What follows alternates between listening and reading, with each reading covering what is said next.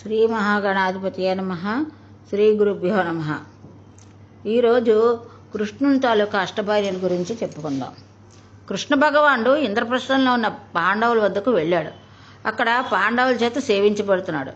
కుంతీదేవి కృష్ణ పరమాత్మను ఎప్పుడూ కేవలం ఆమె దేహబంధువుగా చూడలేదు. ఆవిడ ఎప్పుడూ ఆయన యందు పరమాత్మ తత్వాన్నే చూస్తూ కృష్ణ పరమాత్మను స్తోత్రం చేస్తూ ఉండేది. ఆయన కుంతీదేవి చేత, ధర్మరాజు చేత, ఇతర పాండవ ప్రముఖుల చేత స్తుతింపబడుతున్నాడు. కృష్ణ పరమాత్మకు అర్జునుని యందు ప్రీతి ఎక్కువ.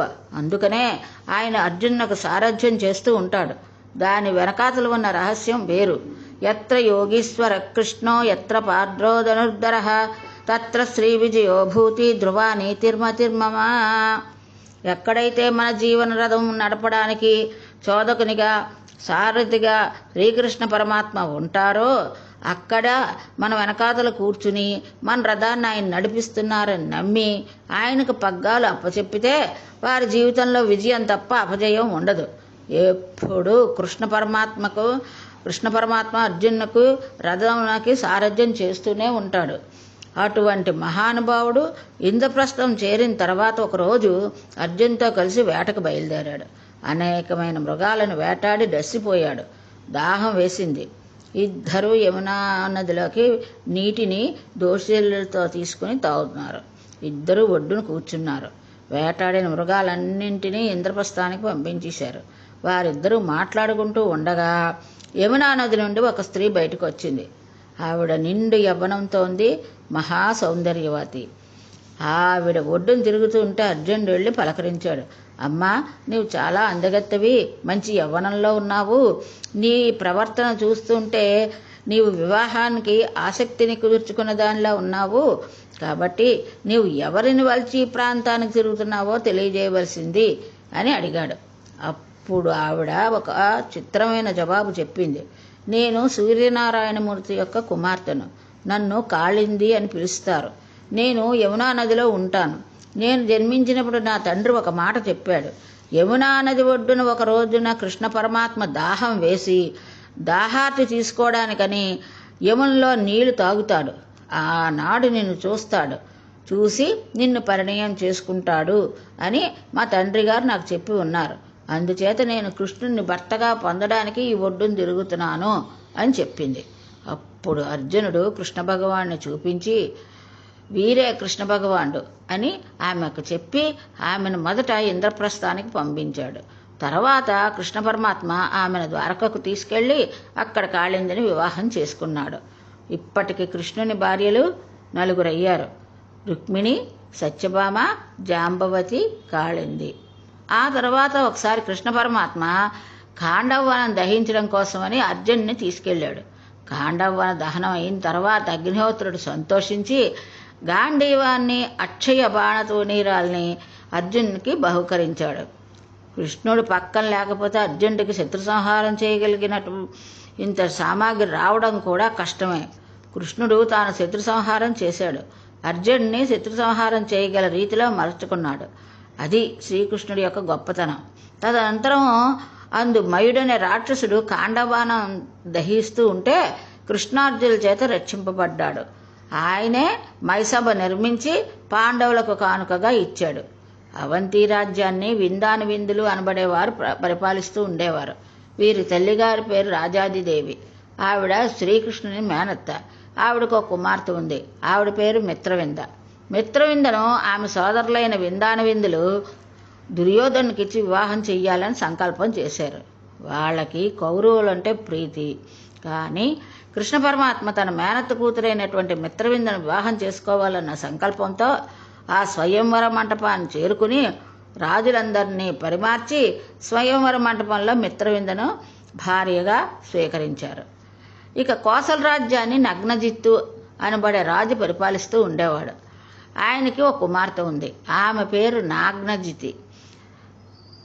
ఆయన ఒక చిత్రమైన షరతు పెట్టాడు. నా కుమార్తెను ఎవరు వివాహం చేసుకుందామని అనుకుంటున్నారో వాళ్ళు నా దగ్గర ఉన్న 7 పొగరుమోతు ఎద్దుల పొగరు అణిచి గెలుస్తారో వారికి మాత్రమే నా కుమార్తె అయిన నాగ్నజితినిచ్చి వివాహం చేస్తాను అన్నాడు. కృష్ణ పరమాత్మ కోసల రాజ్యాన్ని చేరుకుని ఆ 7 ఎద్దుల పొగరు అణిచి వాటిని ఓడించి వీర్యశుల్కంగా ప్రకటించబడిన నాగ్నజితిని తన భార్యగా స్వీకరించాడు. కృష్ణ భగవానుడికి వేరొక మేనత్త ఉంది. ఆవిడ పేరు శృతకీర్తి. శృతకీర్తికి కూడా ఒక కుమార్తె ఉంది. ఆమె పేరు భద్ర. ఆమెకు చిన్నతనం నుండి కృష్ణుని వివాహం చేసుకోవాలని కోరిక. కృష్ణ పరమాత్మ ఆ కన్యను వివాహం చేసుకున్నాడు. తదనంతరము మద్రరాజు కుమార్తె అయిన లక్షణ అనబడే కన్యను కూడా కృష్ణ పరమాత్మ వివాహం చేసుకున్నాడు. ఇలా భగవానుడు యనమండుగురు భార్యలను పొందాడు. అష్టభార్యల్లో సర్వసంపదలతో తలతూగుతున్నాడు కృష్ణ పరమాత్మ. యనమండుగురు భార్యలు అని చెప్పడం వెనక ఒక రహస్యం ఉంది. యథార్థానికి కృష్ణ భగవానుడు అంతమంది స్త్రీలను వివాహం చేసుకుని దక్షిణాయకుడై వీళ్ళందరితో సరససల్లాపంలాడుతూ కాలం గడపాలని వచ్చిన అవతారం మాత్రం కాదు. కృష్ణ పరమాత్మ అవతారాన్ని అర్థం చేసుకోవడం చాలా కష్టం. భార్య అనే శబ్దం చేత 6 లక్షణాలను ఆవిష్కరిస్తారు. భార్య అనగానే ఆమె భర్తతో 6 రకాలైన సంబంధాన్ని కలిగి ఉంటుందని మనం అర్థం చేసుకోవాలి.